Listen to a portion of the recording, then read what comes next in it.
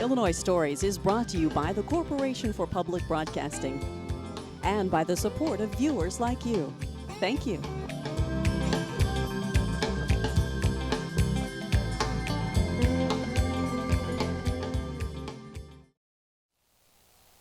Hello, welcome to Illinois Stories. I'm Mark McDonald in Rushville at the Bartlow home, a beautiful home. But that's not the reason we're here. The reason we're here is because this home holds a big surprise. A surprise so big that more than 50 years ago, Bill Bartlow had to build an addition onto his house to hold it. Bill Bartlow, now correct me if I'm wrong, if I get any of the facts wrong, but I understand that back in 1958, you heard that the Orpheum organ in Quincy, the Wurlitzer organ in Quincy, they're trying to get rid of it. Yeah. And you had an interest in theater organs. That's what I always have had. Yeah, and said, well, what the heck, I'll take a shot at it. What did you do? Well, I made them an offer, and they took me up on it. Do you mind telling me what you paid for it? I paid $500 for it. $500? I did. For a Wurlitzer theater organ? Yes. A good one? It was all intact, let's say. Yeah. It wasn't playable, but it was intact. Oh, is that right? So they might have thought, well, we got that guy. He just got an organ that won't play, huh? No, it wouldn't play because the motor had been disconnected. Uh-huh. So the blower didn't work. Boy, it plays now, doesn't it? Oh, yes, yes.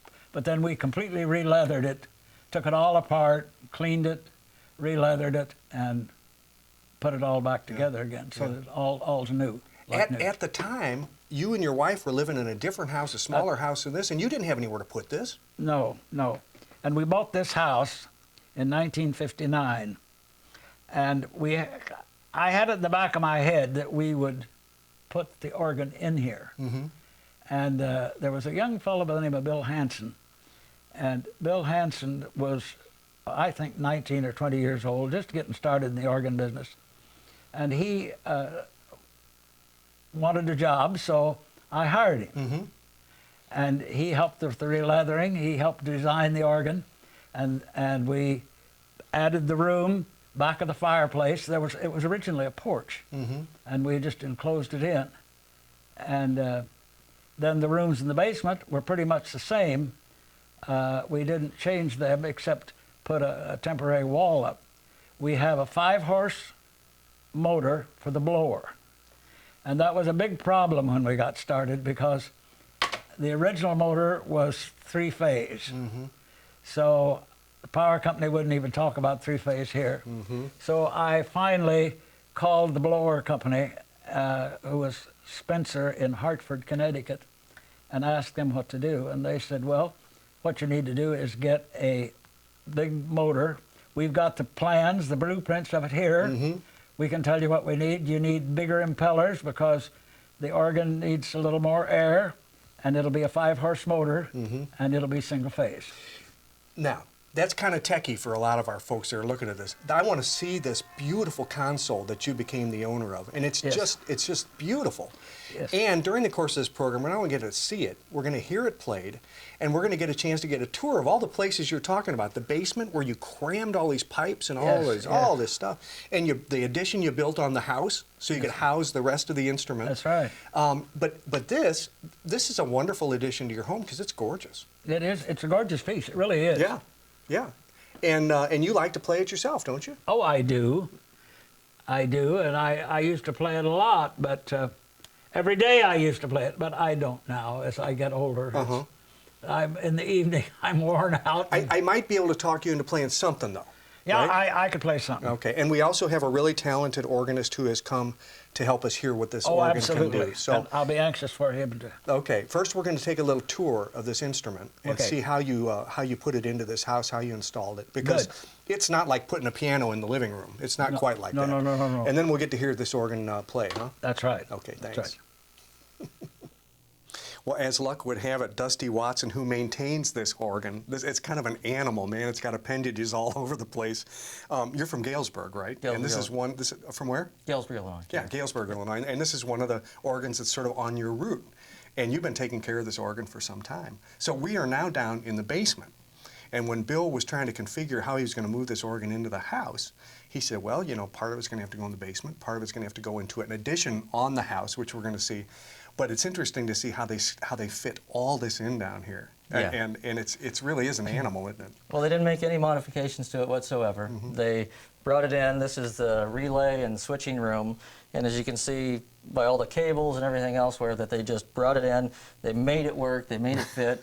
But overall, it was actually an excellent installation because he was able to get the sound out of the basement and then out of the addition. He was able to bring it all into the living room of the house, and it just fills the house with fabulous music. Beautiful. Well, you mentioned the cables, and we're looking here at yards and yards and yards of cables that they kept. They didn't ditch any of it. This is all the original cabling Miles of cables. from the Orpheum in Quincy. And as we look back behind here, you can see the cinder block wall here. Every organ has to have a blower. Yes. It's the air that makes the sound possible.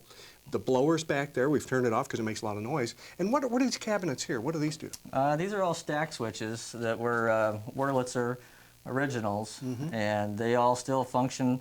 We patch them, we re-leather them as needed, and make adjustments to them as they get out of adjustment. But yeah, so these basically turn on and off the stops and allow the electricity to pass through to the pipe, to the valves under the pipes. Let's move in the other room because this is where a lot of the pipes are, a lot of the orchestration. Yep. And this is a hoot because people that are familiar with pipe organs may not be aware or familiar with all of the instrumentation that a theater organ had to have. Yeah, and a theater organ was extremely unique instrument in the fact that it was, kind of essentially the one-man band. And, you had your drums, you had your cymbals, your harps. And we're looking just over your left shoulder here. Yep. Yeah, I mean, and all of these things are controlled at the console. Yeah. So it's just amazing that one person can sit at an instrument and be able to play, an entire orchestra, and yet still even play with the silent movies like in the 20s they did. Yeah, and there's an instance of some more of the instruments over there. We have a triangle. We've got the train whistle. You got the air horn. You got the cloppity clops for like the horse, harps and xylophones. And down here, now we were talking about the air, and as you can see, here's a duct. And this duct here allows the air from the blower to go into these. What are these? These are reservoirs. So these hold and maintain a regulated supply of pressurized air that as the organist plays the instrument, the air leaves every pipe, and these just continually go up and down to maintain that pressure. So I asked you earlier how many pipes this organ might have, and you thought it might be in the neighborhood of 1,200? Yeah. Wow. In a home. In a home, yeah. And you've tuned these today. Yes. But you can't tune 1,200. You don't tune all 1,200. No, right? we just evened it up and smoothed it out. But we were here only about 2 months ago, so Bill gives us a call and says, "Hey, I got a sticky note, I got a dead note, I need some stoppers adjusted." So, yep. And you tune it by ear. Tune it by ear. Tune it by ear. That's fantastic. Your company's been doing this for a while. You're what, third generation? Since 1929. Yeah, so you've got it. You got the ear for it. Yeah. I thank my grandfather and I thank my dad for that. Hey, there's more of this machine outside because he had to build an addition onto the house to get the rest of it in. So let's go take a look at that. Okay. Fabulous. Well, Dusty, you talk about dedication to the organ. We were just downstairs and we saw how much he was able to cram into the basement, but he couldn't do it all. He couldn't get it all in there. No, it's too big of an instrument. Yeah. So if you look at this house, we would be looking at the back of the fireplace in the main room, and then on the other side of that wall, he built on a separate room. A whole nother room to house the other half of the instrument. Yeah, he could only fit one division in the basement, and then the house needed an addition to add the second division. Wow. Well, let's go and take a look at that. All right, let's go see.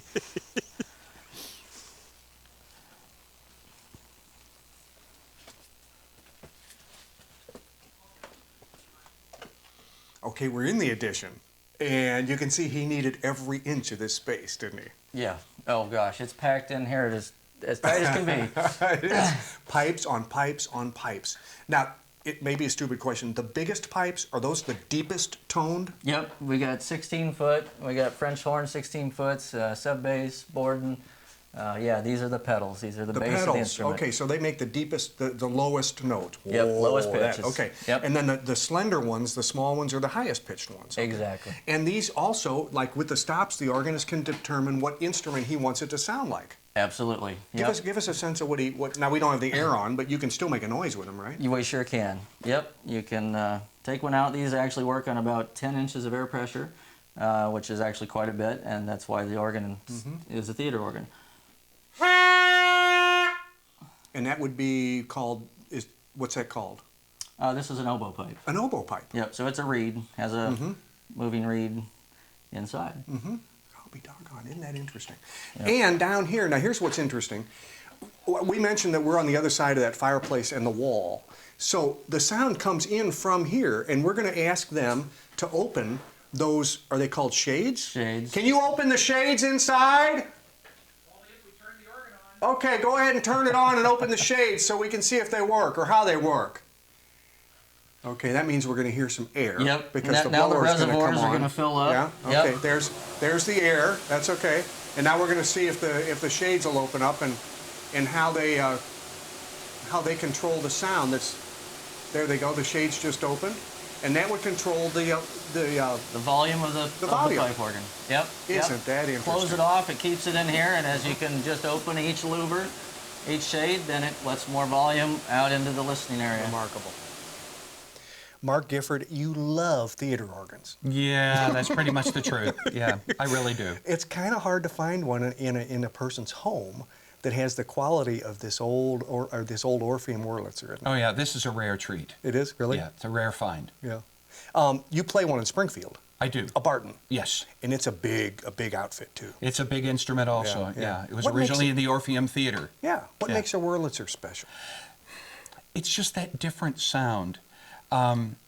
It's kind of like, Fords and Chevys.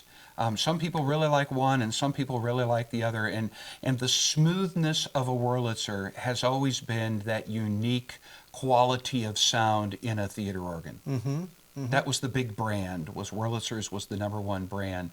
It's like asking a pianist if they enjoy a good Steinway. And they don't even have to answer that question, No, do they? it's That's pretty a much given. that, It's a yeah. given. Okay. I'm so glad Bill asked, when I asked Bill if we could do the story on him and his organ, he said, "Do you know Mark Gifford?" Yep. And just in that tone, I think. I said, "Yes, I do. Yes, I do." He said, "Bring him along." And you were good enough to come along. Absolutely. So we're going to ask you to show us what this baby can do, okay? And And let's start with something kind of kicky, because I want to be able to show what the sound effects are like. You betcha. Okay? We can do that.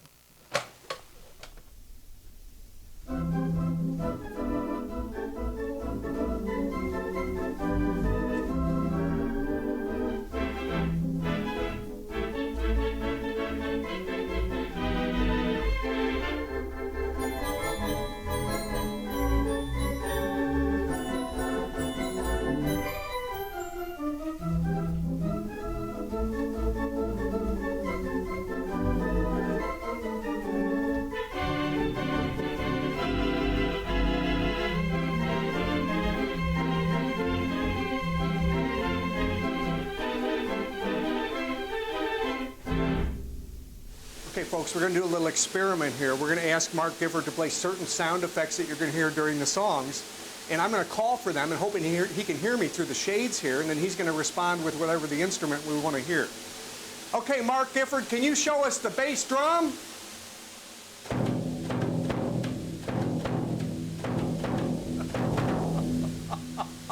Terrific. How about the snare drum?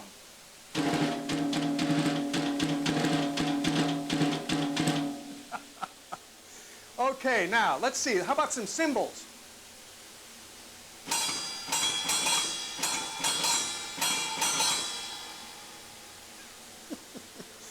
Okay, now I've been introduced to an instrument called the metal harp. Can you play the metal harp, Mark?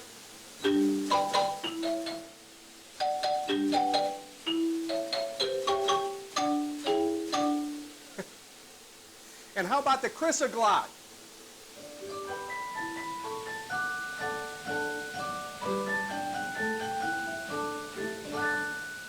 And now combine the chrysoglot and the glockenspiel.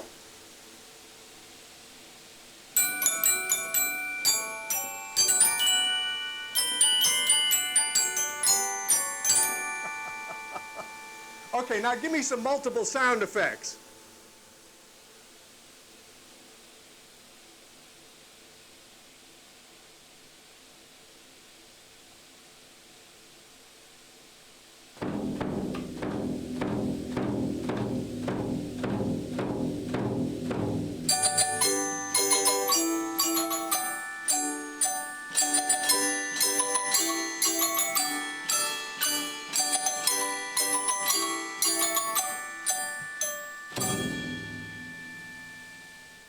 Okay, Mark, some of the mysteries solved is how those organs made all those sounds. Yep. It's incredible down there. Fun. It's almost like there's a little monkey behind there, you know, pounding when you call for it. Now there's just a big old guy up here playing, just a making it big happen. old- Yeah, yeah. But it's a feeling of power, isn't it? It is. It's a total rush. It's like giving a race car driver a Maserati. You just want to know how fast it'll go and how much can we get out of Yeah, it. in fact, like an organ player like yourself who loves the theater organ, you'll search these places out that have them and just beg them to play them, won't you? Oh, yeah. Or badger them. Beg or badger, Whatever either it one. takes, Yeah, right? Whatever yeah. it takes. Okay, now I asked you to prepare some different songs for us, and we heard that the first one was kind of kicky and, you know, and it does kind of schmaltzy stuff too, doesn't it? I Oh, mean, yeah. it really works well with sounds like you said Misty, you know, which is a real theatrical kind of thing. The ballads just sing on an organ like this, which would have been in the old days at the theater, that would have been it. That you would have not only played some fun kick thing at the start, but then there would have been a beautiful ballad next to make all the lovers in the balcony of the theater, you understand? Oh, yeah. Yeah. Okay, well, we're ready for it. Go ahead. Okay, let's go.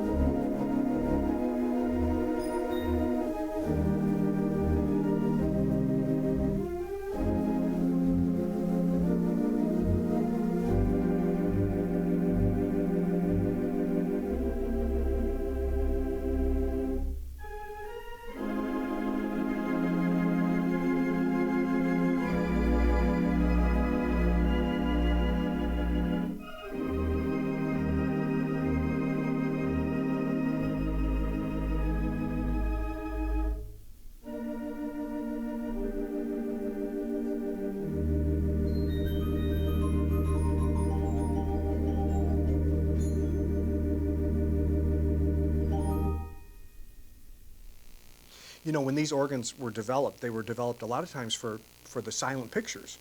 And so the artist would like get a score in advance, and he had to accompany the action on the screen, Yes. which meant you had to have all kinds of capabilities, because sometimes the action's touching and small and loving, and sometimes it's huge. It could be whatever's going on in the movie. The chase, a The chariot chase, chase, yeah. it could be any number of things. Yeah. The other job they had was if there were singers in between the movies, they had to be able to accompany the singers and do whatever songs they were doing, which not only meant play the style, but it meant you had to get it in that singer's key.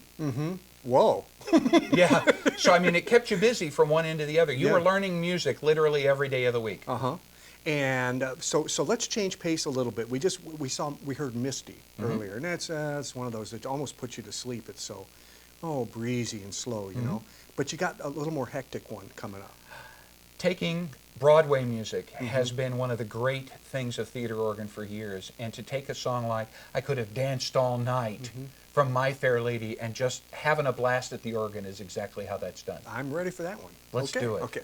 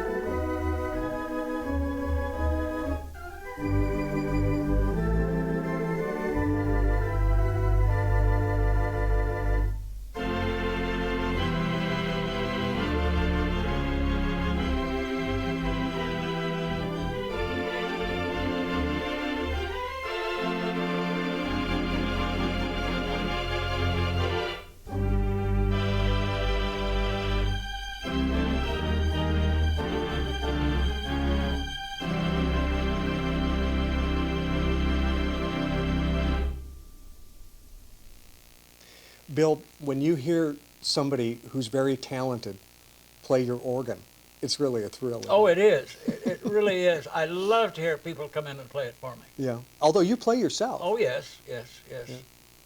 But I thoroughly enjoy having somebody else come in and do it. I'll bet you do, because I'd be the same way. If it were mine and I had a real passion for it, I'd want to hear it at its best. Yeah. And I think we got a chance today, Yes. didn't we? Yes, we have. Okay.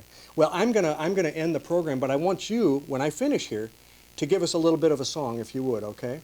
I'll do it. This Bartlow saga of this organ has been very interesting for me, and I hope it has been for you as well. This 55-year-old saga. In Rushville, I'm Mark McDonald with Illinois Stories. Thanks for watching.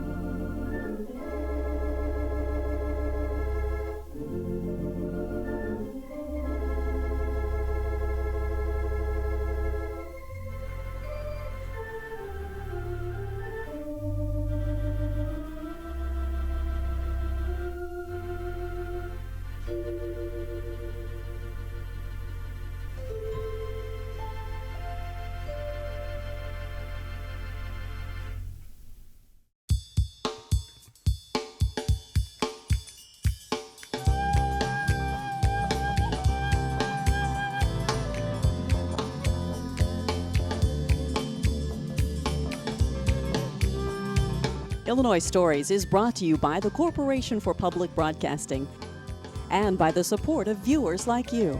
Thank you.